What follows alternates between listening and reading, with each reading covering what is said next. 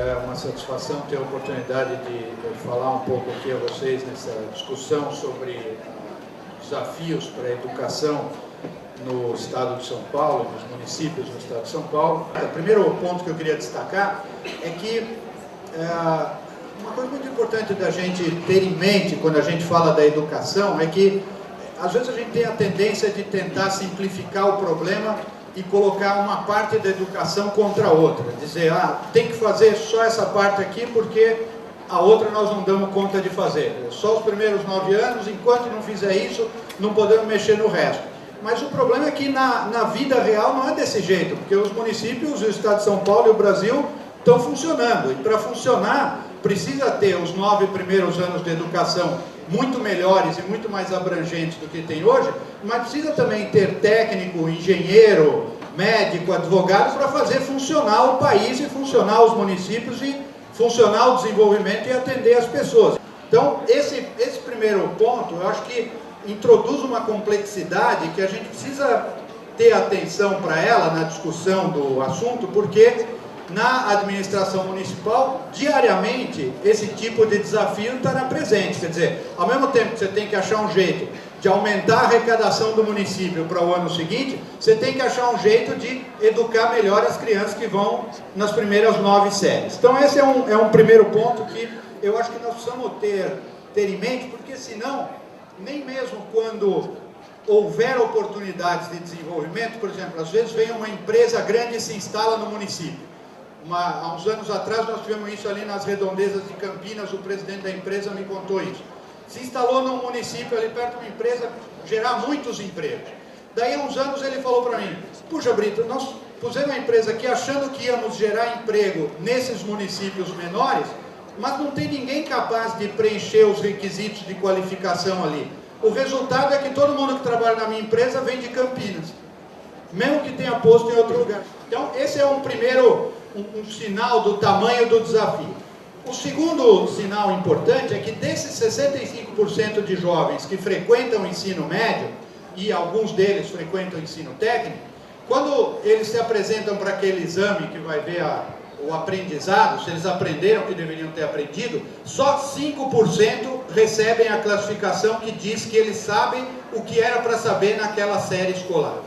Então, de 65%, esse negócio caiu para 5% de repente. Quer dizer, na hora que você foi verificar. Que é uma das coisas muito importantes, eu queria mencionar, que foi introduzida na educação brasileira, e a Maria Helena teve um papel muito decisivo para isso, o Paulo Renato também, que foi o fato de que só a partir do meados dos anos 90, o Brasil passou a ter sistema para medir se as crianças aprendem o que tem que aprender na escola. Até então, desde 1500, nunca tinha sistema nenhum para ver se a escola estava funcionando. O sistema era ver se o sindicato dos professores estava feliz e se estava gastando bastante dinheiro com a escola. Porque agora o Brasil, os municípios, podem saber qual é o desempenho de aprendizado das crianças naquelas escolas que tem ali na região. E podem, portanto, focalizar o esforço e exigir providências e, às vezes, contribuir para as providências para que a educação naquela determinada escola seja melhor. E aí é um primeiro desafio que eu traria aqui para os municípios, é aquele de acompanhar essas avaliações, mesmo que as escolas sejam estaduais, acompanhar as avaliações para que o município seja um advogado na defesa da melhoria das escolas. Por exemplo, às vezes acontece que na mesma rua tem 2 escolas, e você vê que o desempenho dos estudantes a 10 quarteirões de distância é bom, e 10 quarteirões para baixo o desempenho é ruim. Não é porque os estudantes são muito diferentes por causa de 10 quarteirões.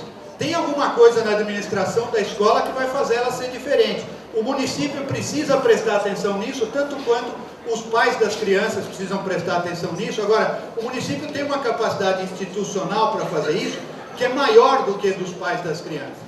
Porque o município tem uma estrutura, tem digamos, um conjunto de pessoas que já teve acesso a um nível de educação mais alto.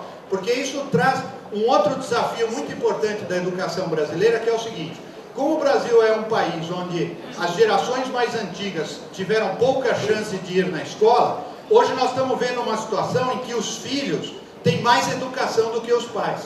Vão mais anos na escola e aprendem mais coisa na escola do que os pais. Portanto, o papel da família em garantir a qualidade da educação fica prejudicado, porque o pai não consegue chegar para a criança e falar: ah, mas quando eu estudei essa lição de casa aqui era desse jeito, porque ele nunca estudou, ou ele nunca foi naquela série.